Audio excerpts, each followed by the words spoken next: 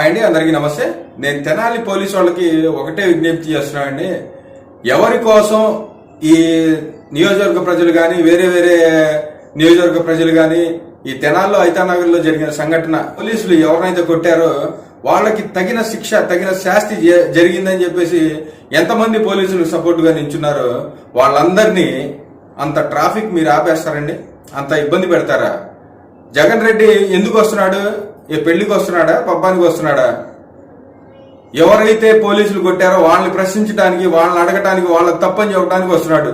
ఒక విధంగా మాట్లాడాలంటే పోలీసు వ్యవస్థ అంతా కూడా జగన్ రెడ్డిని నిలదీసే విధంగా నించోవాల్సింది. నిన్న ఎవ్వరు కూడా నించోకపోగా జగన్ రెడ్డి వస్తున్నాడని చెప్పేసి అంతమంది ప్రజానికాన్ని, అన్ని బళ్ళుని ఆపేసి మీరు ఎంత ఇబ్బంది పెట్టారో ప్రజలు తెలుసా? ప్రజలు మీకు ఇంకా సపోర్ట్ చేస్తుంటే మీరు ప్రజల్ని ఇబ్బంది పెడుతున్నారా?